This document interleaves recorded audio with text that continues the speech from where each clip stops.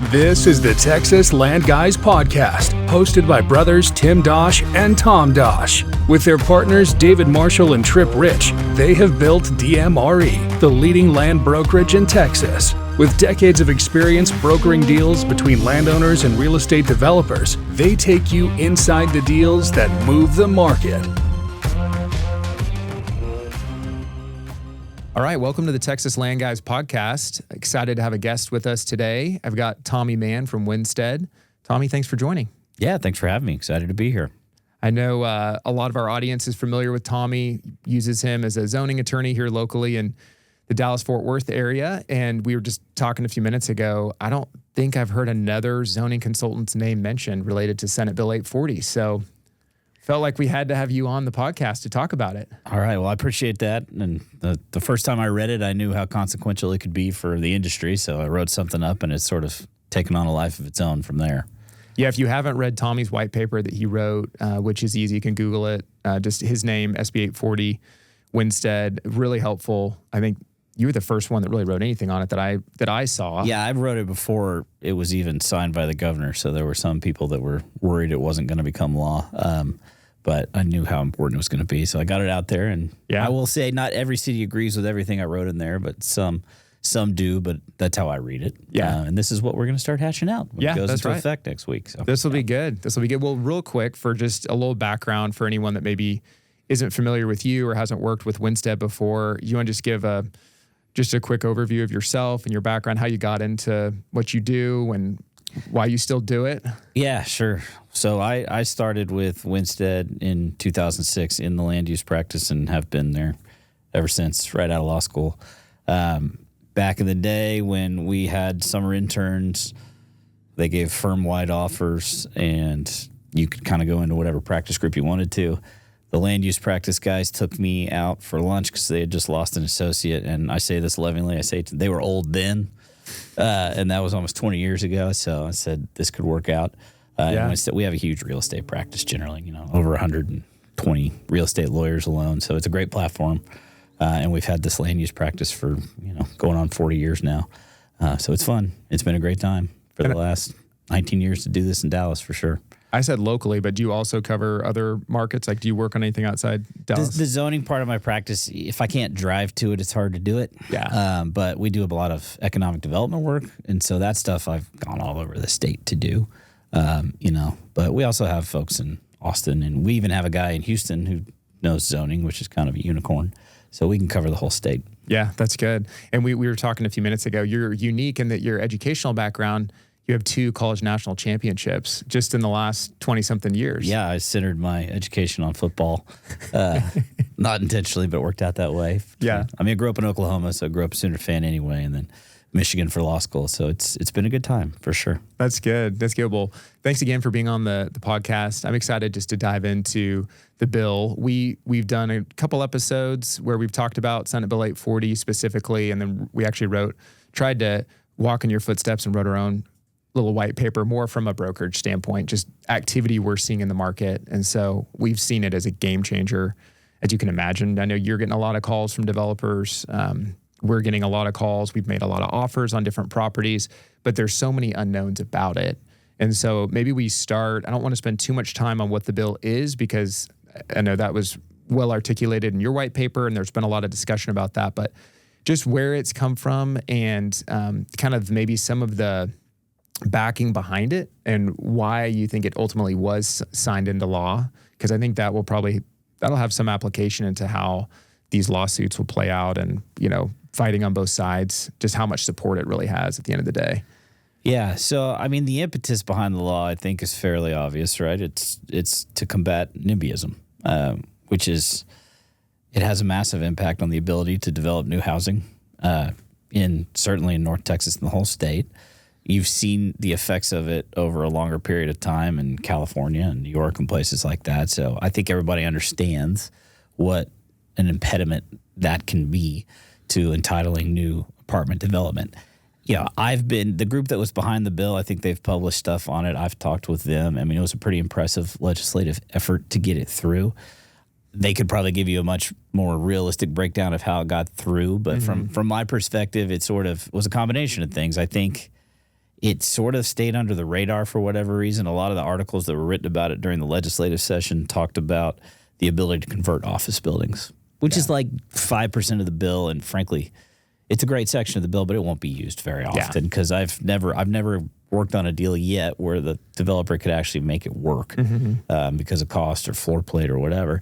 And they sort of left out the other 95%, which was ground up multifamily and mixed use entitlement, which is a massive deal. It got through the House and the Senate with 2/3 majorities. I think that's a combination of what we've seen from our legislature for the last few sessions, which is they're not fond of cities, particularly the big cities. Politically, they are opposed to each other. So you had that contingent. But then I think you also had a fair number of kind of urban progressives who thought it was a good idea. Right. So you had a low profile. You had an idea that appealed to both sides of the aisle to a degree. And it got through pretty overwhelmingly. Right. And then came through and the governor signed it and it goes into effect September 1st.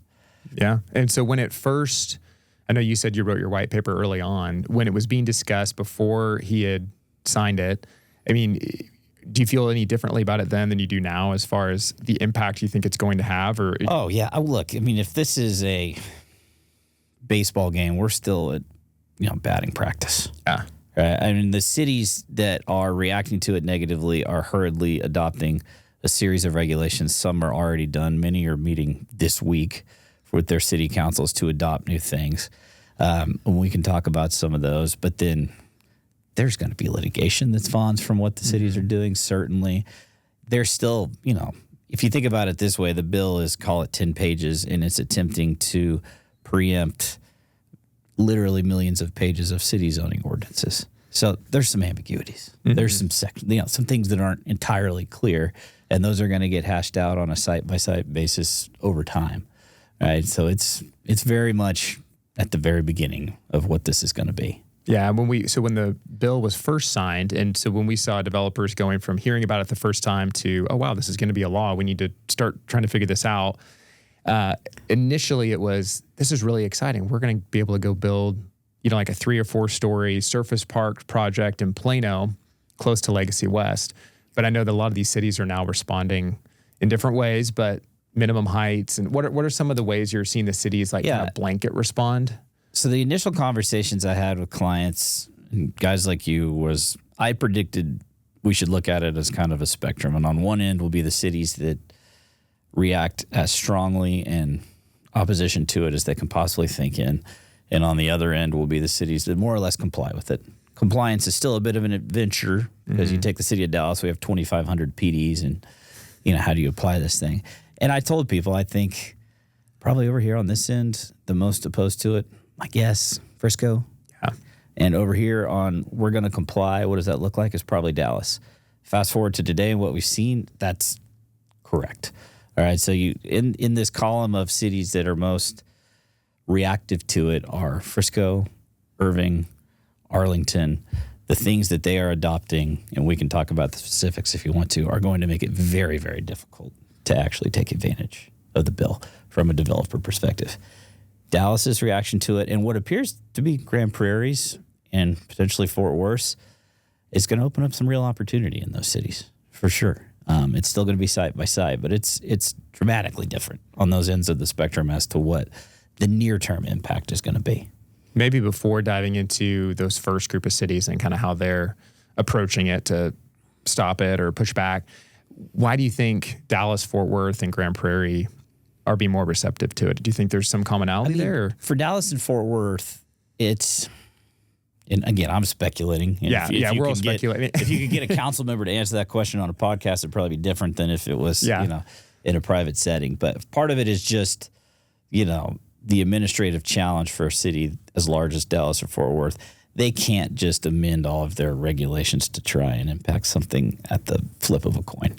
It's too big a city. There's too many levers to pull. So they have to figure out how to comply.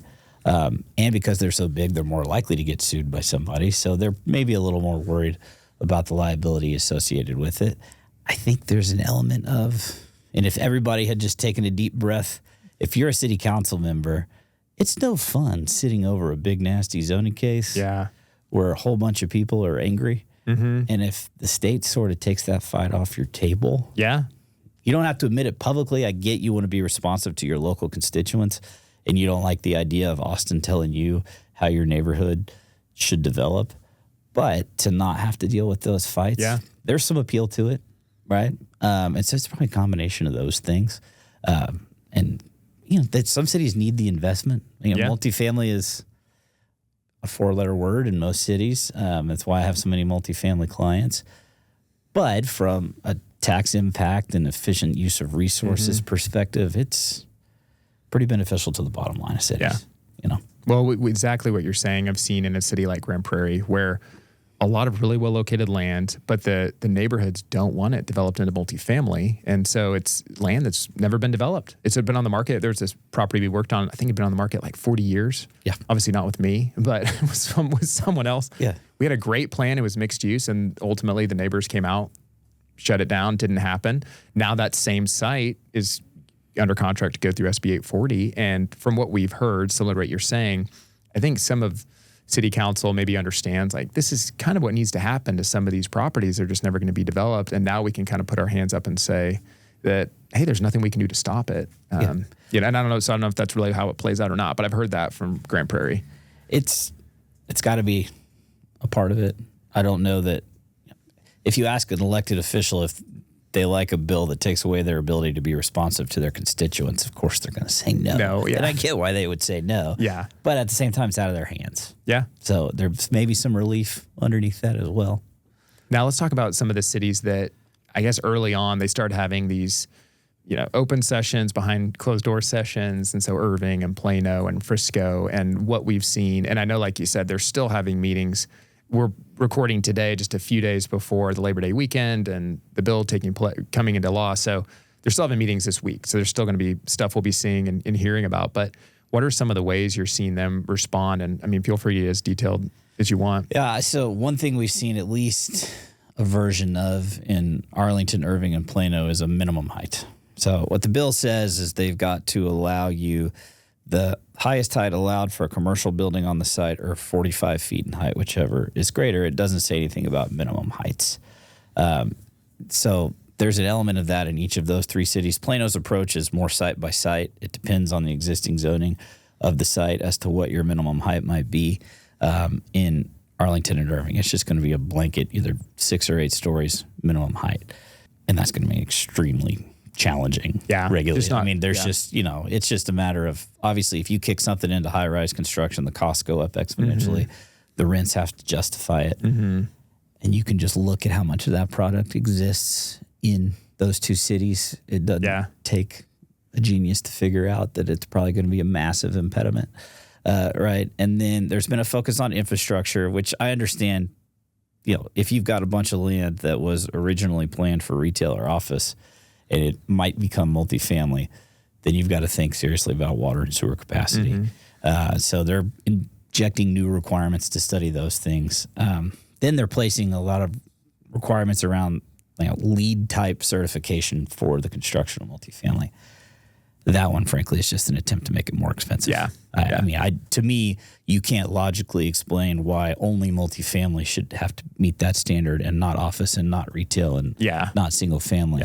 If they were applying it to every type of construction in the city, I would be more likely to believe the narrative that it's inspired by a desire to become more sustainable. But it's really just an attempt to make multifamily more expensive. Right? Which I guess the first is too with the minimum heights, like you said. And it's hard to explain that when it doesn't exist and you're not requiring that. And now look, at least on the zoning side, so the building code stuff, you really can't address through a zoning process. Once it's in place, it could become an impediment for all multifamily development. The minimum heights and things, you'd be able to vary those by going through a site-specific rezoning process still. So they're just trying to push you into which is what they want.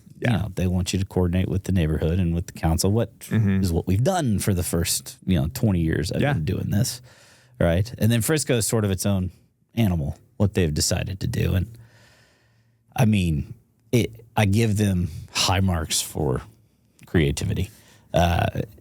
What they have done. So the bill has an exception that says it does not apply if the site is within 1,000 feet of what's defined as heavy industrial. So Frisco has created a new use called heavy industrial. They've tracked the language of it exactly. They're placing it in their zoning ordinance, and they are then saying that heavy industrial use is allowed by specific use permit in every non-residential district in Frisco. Wow. So therefore, I believe there's no other reason to do this, that they're going to claim every commercially zoned site in Frisco that is within 1,000 feet of another one is within 1,000 feet of a potential heavy industrial development site, and therefore the bill doesn't apply. Wow. Yeah, that is crazy. Will they ever approve an SUP for heavy industrial on a retail corner? No. Not a chance. Of course not. Not a chance. All right, so that's exactly what they're doing. Yeah. And, I mean, like I said, I give them high marks for creativity compared to the other cities. And then they've also done a minimum height thing, but it's only if you're within 750 feet of, like, the toll road 121 to 380. But they went with 15 stories. Which, you know, there are a couple of projects in Frisco that are that tall, but I literally think a couple. Like you'd have to be in the Star. I think they're both in the Star. Yeah. So. Yeah, that's incredible. Very creative on Frisco's part there. Yeah. And so what's so interesting about this is, and now maybe looking at it a little bit more from the developer standpoint, because you're constantly talking to developers, what are some of the questions you're getting? I'm sure you're getting a lot of, and I think I've even had sites. And early on, the question that everyone, does this apply to PDs? Yes. This is what the legislature did was they went into the zoning authority granted to cities under state law in the local government code, and they amended that. So this preempts all city zoning regulations, including plan developments, including special overlays that a lot of cities have along highway corridors or anything like that. I get that question a lot. Yes, it does. It has no effect on private deed restrictions. I get that question a lot. Yeah. You know, so you think about Las Colinas and the entire Las Colinas Association. That's a private set of governing regulations unaffected by the bill. Yeah, that's on title, so it's different. Yeah. So those are two big ones that I get, right? And then people are asking, does it apply in multifamily districts or does it not? And I think it clearly does on the face of the bill, but there's some cities who disagree with that and some cities who agree. And it's sort of a mixed bag on that point. That's interesting because we were talking about how Dallas is agreeing that it does, but then like what's an example of a city that doesn't agree? Yeah, Arlington does not agree. Okay, Arlington doesn't. Yeah. Is there any precedent, not precedent, but like when a city like Dallas comes out and says, we think it applies, and then a city like Arlington says no, that's not necessarily precedent, but how would that normally play out? Yeah, no, it doesn't become precedent until somebody sues and it reaches an appellate court and an opinion is issued, which we're probably years away from that. And I don't know that particular issue will ever be actually come litigated. Up. Yeah. All right. So it just comes down to whether that city attorney reads it the way I do or not and how they advise their counsel and staff to enforce it. And I won't bore you with walking through the exact language, but I think it's pretty clear. And I think a lot of people feel like that wasn't maybe the intent behind the bill. You know, and I get that. What they were thinking, understandably, let's take underutilized commercial sites. We have a housing crisis. Let's create some inventory. Yeah. It's a good thought. Yeah. Right? But you don't get into what legislative intent unless the words are vague, right? And they're not. Yeah. So that's how Dallas landed. We're there. And it has, Dallas, if you take MF2 zoning, which there's a ton of in East Dallas or wherever else, today it's limited to 3 stories in height. The bill arguably gets you to 4. I mean, 45 feet's not an ideal height for a 4-story product, but it also gets rid of density caps. So you can build meaningfully more product on an MF2 site after September 1st than you can today. Yeah. You know? Well, it's interesting because Frisco, when you drive Frisco, there's all these undeveloped commercial sites, all these corners. So in a lot of ways, it felt like the bill was somewhat targeted at Frisco from the beginning because of the cities that qualified. Frisco probably has the most land that technically qualifies or is up there with land that qualifies. But then a city like Dallas, I feel like has been, and Fort Worth, they've been more developer friendly. I mean, I guess you would know from these zoning cases, if you had the last couple of years, you're going to go try to zone multi in Frisco, Fort Worth, or Dallas, probably a better chance you're going to get it zoned in Fort Worth or Dallas, right, than Frisco. For a standalone multifamily project, for sure. Now, a lot of multifamily's been entitled in Frisco, but almost all of it's within the context of a broader mixed use or master plan. Yeah, an integrated mixed use master plan development that has a significant office, retail, even single family component. right? Yeah, if you're going to get a single development site entitled, it's far more likely to happen in Dallas and Fort Worth. I would, totally agree with that.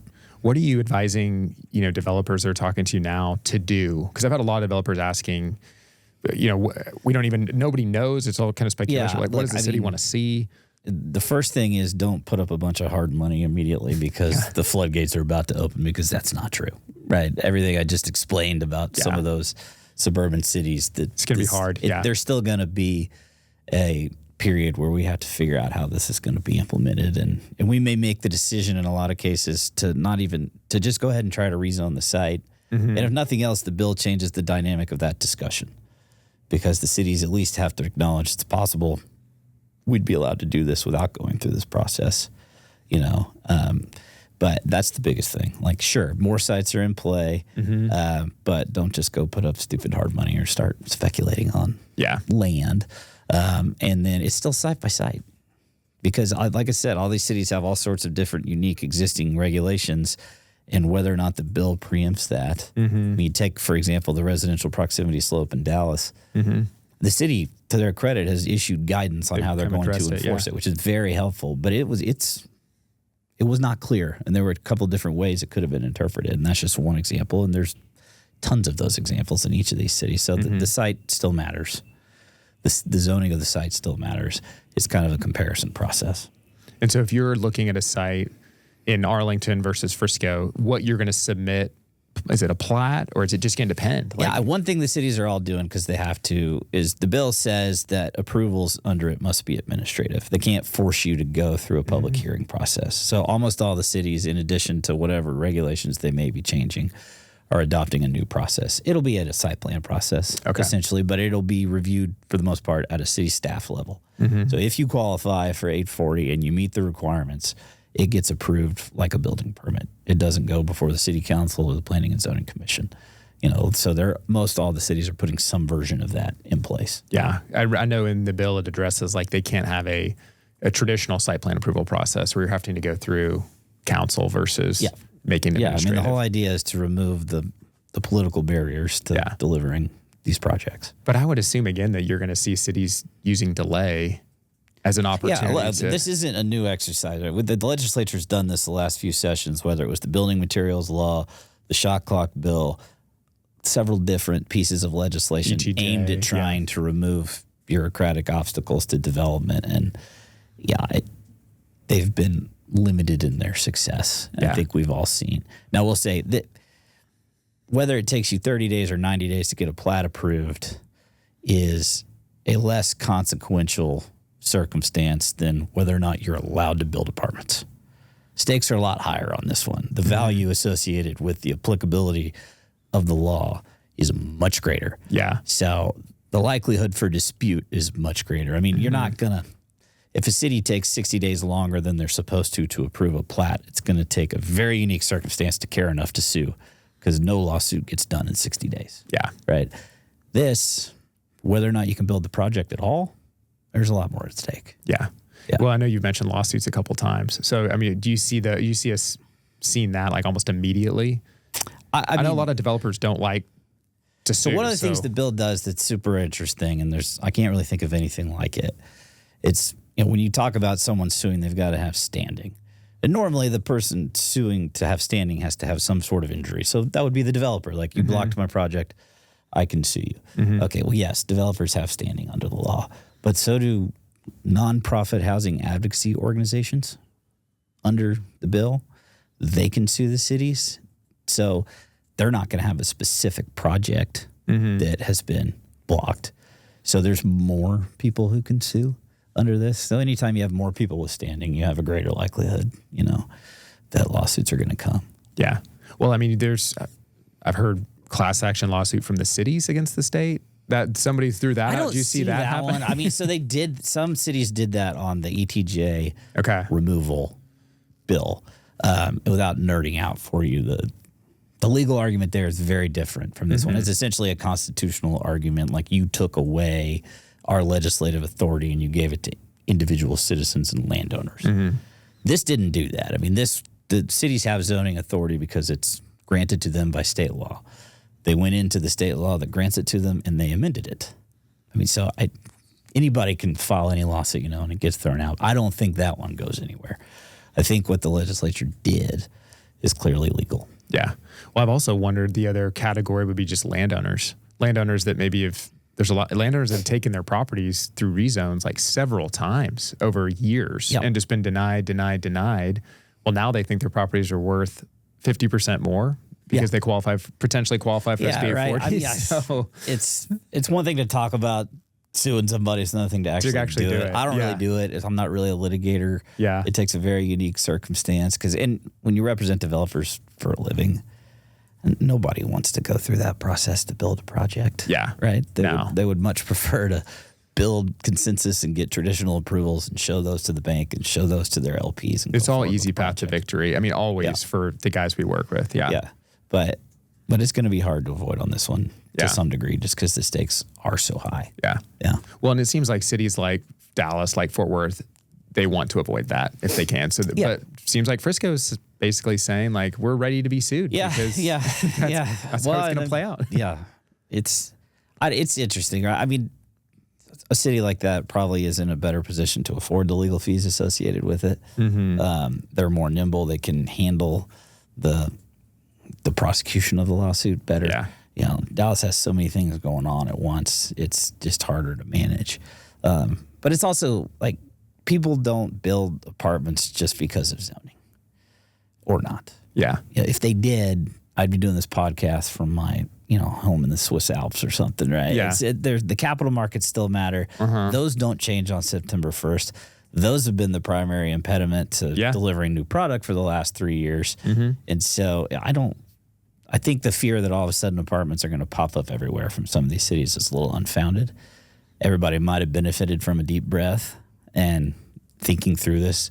But, I understand they're worried about that impact, so they're acting very quickly. Yeah. I mean, this has to be one of your busier summers, just talking about this. And in addition to all the zoning you're also doing. Yeah, right. My other practice didn't go away. Yeah, I don't just do multifamily. It's been crazy. It's been crazy. And the calls are constant. Yeah, the emails are constant. I think you were taking calls from Whitefish, Montana. Yeah. And I was like, if you're taking calls on the way to the coffee shop in Whitefish, it's pretty busy. Yeah, yeah. I mean, that's sort of what you sign up for in this line of work. I sell my time for a living, so what are you going to do? But it's big news, right? Yeah. That's why we're talking about it on a podcast. Yeah. So how do you see this playing out for your practice? I mean, because I've had guys say, I think, we're not going to need zoning attorneys. I'm like, I think it's the opposite. I don't think I got that's that reaction the case at all. a couple of times, and I'm not worried about it. Just every time the law changes, lawyers get busy. Yeah. That's the way it works. You're like, I'm busier now. The way we entitle sites may change. Mm-hmm. But frankly, you may need more legal advice to do it now than you did before. Yeah. Because there's zoning cases that are non-controversial. They do exist. And they don't require necessarily a whole bunch of lawyers I worked on consultants to get approved, right? So, but it just changes. Yeah. And I've seen the law change many times in my career, and it's never resulted in less work. Yeah. Well, and I think if these cities, the whole point of delay, if they can delay this out through a lawsuit or by the time, years down the road, something's getting resolved, the law could switch back or change. Yeah, or there could the be legislature meets every 2 years. But you take some of those other examples that I mentioned, like the building materials law and the shot clock bill. A lot of cities kind of banked on the fact that they may be able to lobby the legislature to peel that back in the next session. That hasn't happened on any of them yet. And I think that's unlikely to happen here. Mm-hmm. If anything, you might see the law get more clear and more easy to enforce against cities and not the reverse because of what some of the reactions have been. But that might happen quicker than any lawsuit gets resolved if it happens in, 22 months from now. Are we copying or, using precedent in other states? Like I've had developers say, there's the live local in Florida. Yeah, several clients that also develop in Florida have mentioned it. Okay. And I'm no expert in the Florida law, but it seems like it hasn't had the impact that they thought it would. And I think maybe Montana has a similar law, but I don't think you see the same level of commercial development in Montana. No. There's some capital market challenges there, I think. Yeah, for sure. Some big houses, but I don't know about the commercial development. Yeah, that's interesting. I've heard that from groups out of the Southeast that have said in Florida there was a law, and that it has had to be revised now like 3 times, and it has been clarified. So it's moved more in that direction. I mean, that's why I say if it's a baseball game, we're at batting practice. I mean, there may be litigation, there'll be interpretation issues, there'll probably be revisions. This will take years to sort out.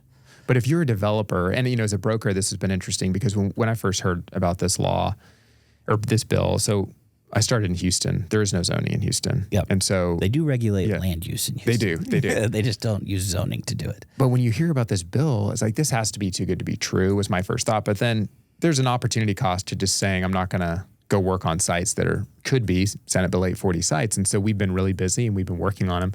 So if you're a developer that, doesn't want to miss out on the opportunity, but also isn't just believing that it is going to be the floodgates and every site's going to suddenly work and the cities are just going to lay down and let you walk in and do your development. What's your advice is like, how do they proceed with caution? But, is it a wait and see? Because a lot of developers are like, I want to wait and see. I don't want to be the first one. Or you have the opposite. I think I need to try early. Like what kind of advice are you giving right now? It's side by side. And probably city by city too. City by city, it's side by side. I think at this point in Dallas, it's clear that there's going to be some opportunities to use the bill to go by right that would not have existed before. So there may be some value in acting quicker there. Some of the other cities, it's going to take time. Yeah. So it's still a side-by-side process. But if you can get a cooperative seller and an understanding group of investors, it's a new tool in the toolkit for sure to try and get a site entitled. So it's not bad. Mm-hmm. Yeah. Where would you put, you mentioned earlier the spectrum, if Frisco and Dallas were on either end of the spectrum, is a place like Arlington closer to Frisco? Yeah. Okay. I think they're closer to Frisco. Yeah. They've consistently been a difficult city to do apartments in over my whole career. Now they'll approve them, on certain sites and within the context of mixed use areas and special overlays and things like that. But they feel like they have a lot of really old multifamily product that has been a problem. Yeah. And that's really the source of their concern with it. Yeah. Which is a common thing you hear right, from all these cities. They're also, though, a city that would benefit from some new investment, and some new projects. So it's interesting that Grand Prairie has been more positive. I know you've zoned a lot in Grand Prairie. You've worked on several projects that we've been a part of. And Grand Prairie had moratoriums over the past however many years, different parts of town. But they've actually rezoned a lot of sites, or they've had these old PDs, 40 years old, that they've said, okay, yeah, you can do multifamily. It's interesting that it appears going to be better to work with in this case. Yeah, so far, I mean, it's a great, the location of Grand Prairie is very appealing to multifamily developers. Yeah, just right in the middle. Right in the middle. Yeah. Great access to lots of different job centers from lots of different industries. So you got access to good schools and things like that. So, I mean, they've seen a tremendous demand. Maybe they've seen enough of it now to know that it's not all bad. And so they're going to roll with it. I don't know. I haven't really seen any public statements as to if they have a motivation behind it other than just complying with state law. Like, hey, there's a crazy idea, right? You wish there were more that were willing to. Yeah. When you're thinking about just how this might play out, it sounds like you're thinking Dallas, Fort Worth, Grand Prairie end up having projects that likely get approved under SB 840. Yep. All the other cities there'll be potentially. Challenges. Yeah. Plano's interesting. It's site by site. There's a lot of over retailed corners in Plano. Yeah. Right. That could benefit from a little. I mean, they become mixed use developments in reverse. They've got too much retail, remove some, add some housing to it, make it a little more walkable. I think some of those sites may work under the bill.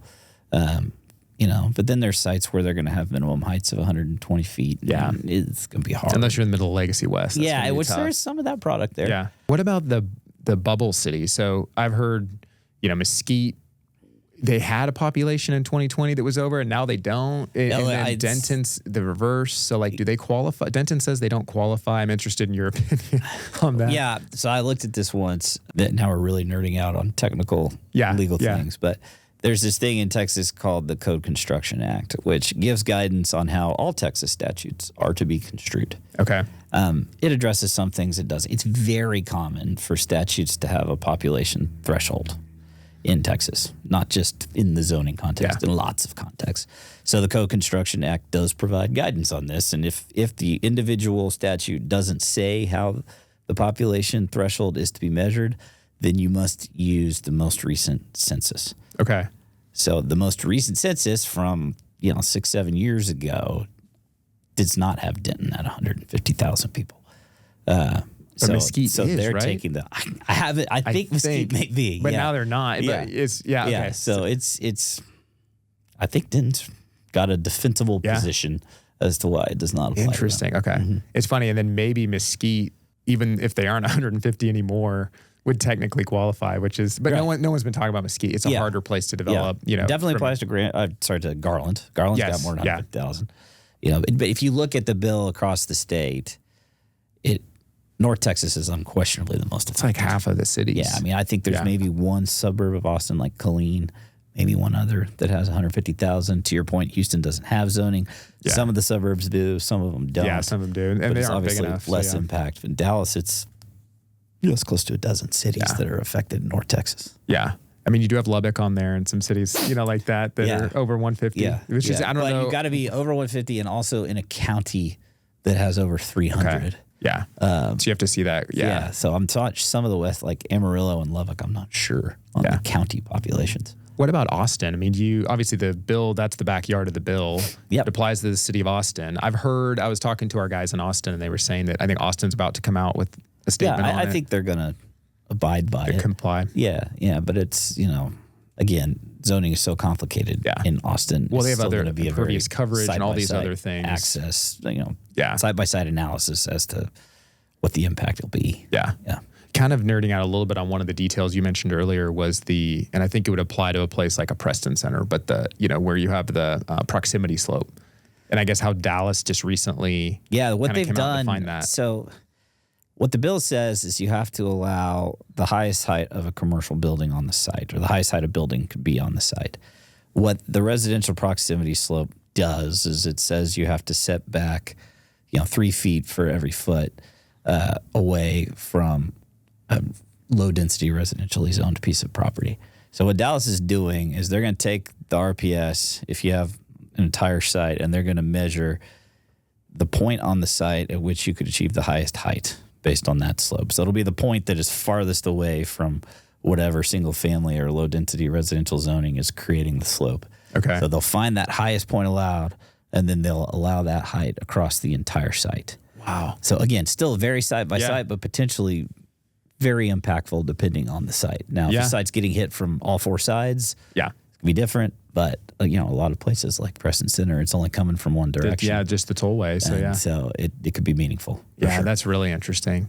I mean, I appreciate Dallas coming out and trying to provide some clarity, but also everything is just not these other cities that are be more difficult. They're smart and they understand like what's economical. They've been hearing multifamily developers say, I can't build over 5 stories or I can't build over 4. And so of course, I think you said Arlington is 6, right? So it's like, it's just high enough where it's like, you're going to have to go concrete or steel. And now look, you still have the building materials law, which says you can't require certain building materials. So you don't have to listen to the meetings long to understand the impetus behind the higher height is to trigger the steel and concrete construction. So that's an open question. How does that mesh with the building materials law? Right. What are you seeing just from specific clients and no names necessary, but just where you feel like they're approaching it really well and there's, some interesting just things they're doing to either get ahead of it or kind of lobby or they're listening to wise counsel. They're getting their architects to listen to the council, and there's no secrets here. So engage with the city on it directly. But the quality of the answer you get depends on the quality of a question. So being educated and thinking through it before you just walk into a city and ask the question can make it a much more productive conversation.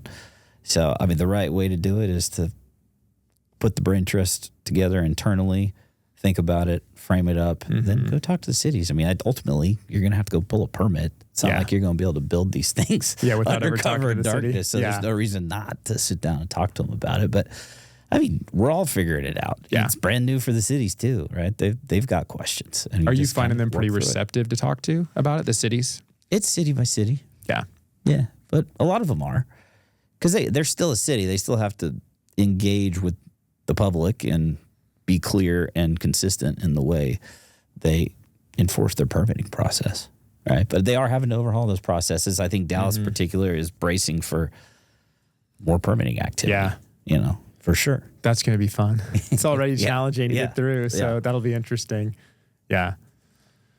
How long do you think before we see, and maybe it's just this next legislative session, but we see, because your expectation on the pushback, just the noise in the market, do you think we see a big shift or an amendment or something that happens, or even just a clarification in this next legislative session? I mean, the first place it could come from would be like the Attorney General. Something like that could happen relatively quickly, maybe. Whether litigation happens or not, that can take forever. But I don't think it'll be long. I think before the end of the year, we'll have an idea of where things are headed. But any of those processes are still likely to take multiple months, if not a few years, to really iron out. Is there a way to answer this question? I've gotten this a lot from developers. When do you know you're good as a developer, like under the bill? Yeah, I mean, once you have an approved site plan, right? You should be good. This is a frustrating thing for everyone to learn about local regulatory law. Like, the cities aren't typically bound by like a estoppel, like private parties would be. If they make a mistake, they can say, "Well, sorry," So there is no better evidence of compliance than an approved application. But that was true before the bill. Yeah. Right. So that'll still be the case. But that's when if you've got an approved site plan, then that's as good as it gets. Yeah. Right? Because we've had some developers that have had experiences, and I think we had a client that was in Fort Worth and they had stamped building plans. Oh, yeah. And then the city came back and, said, no, never, I mean, people make mistakes, right? Yeah. There was like a year delay. Yeah. Yeah. It's a pretty big mistake for their partners. Yes. But just thinking about, and it's your point, you still want to have a good relationship with the city, because you do have to go through their permitting department. And so, I mean, ultimately, if you do everything right, they're going to have to eventually give you permits. But some of these cities, like we've had some deals in McKinney that have taken a really long time to get through the permitting department. These new infrastructure study requirements that a lot of the cities are putting in place, I mean, those are going to take time, and we're not even sure what they're going to entail. Yeah. But there's a whole other body of law related to that stuff, rough proportionality and exactions, and how that can work, and what a city can really require of a developer to contribute to its infrastructure. So all that stuff's going to get implicated too. Yeah, infrastructure is interesting. We're already seeing it taxed in a lot of these cities. And so now if you think about if a city's got 15 projects proposed where people are submitting, then it'll be interesting what those studies are based off of, because there is going to be a huge influx of demand. Yeah. So they're just going to have to figure that out. Mm-hmm. What about on the fee side? Because I've heard that. Yeah, like Plano, for instance, is increasing their park fees. I mean, they're doing that based on the rationale that they think the bill limits their ability to require open space dedications. So therefore, they need to increase their charge fees capacity. Park fees are tough. I mean, it's easy to explain what the demand on a sewer system is by an apartment complex. Mm-hmm. What the demand on the park system is a much more amorphous, a little bit more exercise. Right. So there'll be some arguments around that for sure. Yeah. That's well, and I don't know Plano's off the top of my head, but I know Frisco and McKinney already have pretty large fees already. Oh yeah. So if I'm assuming Plano's are right up there, especially if I think they're headed to north of $4,000 a unit. Wow. So, yeah. That's pretty serious money on these projects. Mm-hmm. Yeah. So as you're thinking about your practice, how busy you're expecting the fall to be. I know we were joking earlier about, are you cloning yourself? But I mean, I know you have a team, but like I'm sure you're expecting to be really busy with this for a while. Yeah. And talking to a lot of new potential clients. I know we've sent over people that are new to the market, but really want to get into DFW. They see this as an opportunity. And so we've been sending them to you. But I mean, how are you planning to handle that kind of demand, and how do you kind of see that playing out over the fall? Same way we always do. I mean, I've got a team. I'm making the team bigger and telling them, get ready to work. Yeah. But if you're a young lawyer, and you would rather have so much to do than not enough, right? Because that's how you learn, that's how you grow, that's how you make it. So it's a good problem. Yeah. For us to have. We'll have to figure it out. And it'll get easier like everything else. We'll start to get clarity on some of these things, and then I won't have to reinvent the wheel every time the issue pops up. But again, I don't the number of calls I'm getting right now compared to what I know is the state of the capital markets for multifamily, that's a little bit frightening. So I'm like, well, what if we get to the point again where these projects are actually penciling, and now it's not just theoretical discussions, do I want to maybe tie up this piece of land? It's, I'm ready to go. Yeah. And the number of calls is going to increase dramatically in that scenario. But if I knew how far away we were from the capital markets unlocking, I wouldn't bill by the hour, right? I don't. But it will happen at some point. Yeah. The demand's not going anywhere. That's right. There are still people moving to North Texas, and they need to live somewhere. Yeah. So it's going to be interesting. These are all the areas that developers have wanted to develop and really have had such a difficult time developing. And so they've been out in Anna and Salina and Melissa and, far north Fort Worth and all these areas. So the thought, I think, from a developer standpoint of Plano, McKinney, Frisco, Irving, some of them can definitely get done. But to your point, if it really was floodgates, then supply would quickly just obliterate the capital markets, and lending would stop, and it just won't make sense. Yeah. And that'll be the next exercise. Once we start getting bills entitled under 840, we'll be explaining to lenders and their attorneys, how am I entitled? What does this mean? I've never heard of this before. So there's a lot of canaries in the coal mine right now. Is there anything I'm not asking you think would be good for our audience? A lot of developers listen to the podcast, so for our audience to be thinking about related to the bill, and I definitely want to talk in a second just about how they can reach out to you to learn more and connect with you in your practice. It's the biggest message, and I've said it a few times, it's site by site. It still is, for a lot of different reasons. So it's there. Make sure you're in a city that qualifies. Some people still aren't clear on that. And then each city has different interpretations of what qualifies and what doesn't. So just be aware of it. Reach out early on to get advice on it. The entire development community, not just lawyers, will be continually getting educated on it. Architects, engineers, everybody. And that's what everybody should do. And share information and figure out how we can make this work. Yeah. Well, I appreciate your help. I know I've had clients that say, could you send this site to Tommy? And then Tommy can provide. Well, I have sort of shut down the pro bono practice just as an announcement. It's there's too many paid clients that are asking the questions. Yeah. Usually I'm fine taking a 15-minute call, and I still will now and then. Yeah. But I could do nothing but that right now, and I need to work. Right? That's what I was wondering, how you were doing that. I'm sure there was a time where you're like, okay, I'm going to hammer this for a certain amount of time, and then go back to the... It's a balance. You figure it out. That's just part of practicing law when the law changes, right? Yeah. What about landowners? Is there anything... Your practice is probably mostly you're being hired by a developer, sometimes maybe working on behalf of a landowner. Yeah. But if you're a landowner thinking about this and you're just getting inundated with offers, I'm sure it's a lot of the same advice about, do you qualify, trying to get good legal advice, and just trying to position your property correctly. Yeah, you just got to make a decision. This is for guys like you. Probably the land is worth more if multifamily is allowed to be developed. Yeah, normally. So that's obvious. But how realistically can I get it? Can the purchaser get it entitled? Yeah. And is the delta between those two and the time and everything worth it? I don't know that data analysis is a whole lot different. It's just there's a new bill that affects the analysis. But I think from a landowner perspective, it's still the same. And there's no real way for a landowner to prospectively take advantage of this.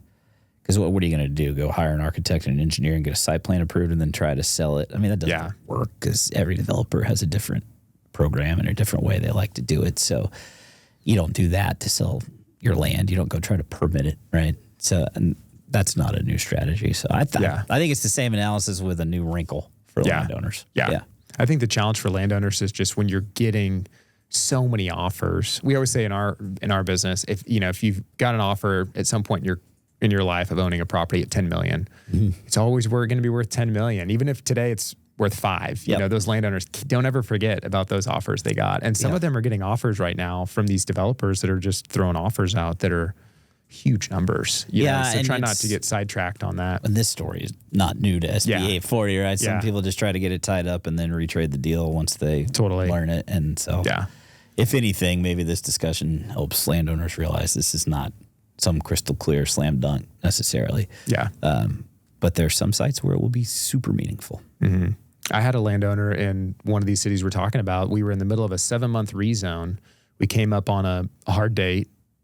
The law got signed by the governor, and so he wouldn't extend the contract for a zoning because he told us, no, now it's just SB 840. I should be able to sell it for a lot more. And so, it depends on the city. Now, I had a zoning case in Dallas that I withdrew because once I saw what their guidance was going to be, I'm like, well, we don't need this anymore. Yeah. And that has happened. Yeah. So this one is not one of the good cities, and so he came back to us. So now we're going back to zoning. And it comes to that, right? Yep. But it's interesting, you know, and you do feel for some of the landowners that aren't in the business and they don't know and they don't realize how complicated it is. So this is really helpful. I appreciate you hopping on and talking about it, and super interesting stuff. I know we could talk for a long time about nuances, like how close are you to an airfield that's impacting some. Yeah, well, we should do an update in 6 or 12 months. Would love and that. See what's actually happened. What happened? It's going to be the beginning of the super interesting time is September 1st, but there's still a lot to develop on this topic. So go knock on the litigators' doors down the hall, and for all the cities listening, I'm not threatening to sue anybody. That's right. It's not what I do. I'm just whatever there's ambiguities in the law that potential exist. Yeah. Well, I know you're not necessarily probably in need of new clients right now, but if someone did want to reach out to you or your team, you know, I know you provide zoning services across the whole area. Anything you want to share there? Yeah, I mean, I think we're a known quantity at this point, and lawyers are super easy to find. You know, you just go to winstead.com, look me up, and you can email me, text me, call me, whenever. We'll get back to you and help you out. But we don't have a special marketing effort associated with this or anything. All I did was write that right up because I thought it was relevant to the industry. It was, It wasn't hard to understand after you read the bill one time that it was consequential. Yeah. You know, and so I just got it out there. Well, I appreciate you doing that. So we're not all relying on ChatGPT. We can just look at your white paper. I've gotten a lot of AI-fueled legal questions over the last couple of years. Yeah. We're getting a lot more of that now, too. I had a developer ask the other day, this is what ChatGPT is saying. I was like, oh, boy, here we go. Yeah. You know? Well, thanks again for being on the podcast, and looking forward to watching this together and having you back on. That'd be great. Thanks for having me. So to our audience, thanks for listening in today. Enjoyed having Tommy on. Check out our website, dmre.com, to learn more about DMRE. Definitely look up Tommy's white paper that he mentioned on the Senate bill. Check that out, and the white paper that we wrote as well. Thanks again for listening. Thank you for listening to our podcast today. If you have questions about land you own in Texas, send us an email at texaslandguys@dmre.com and follow us on LinkedIn to stay updated.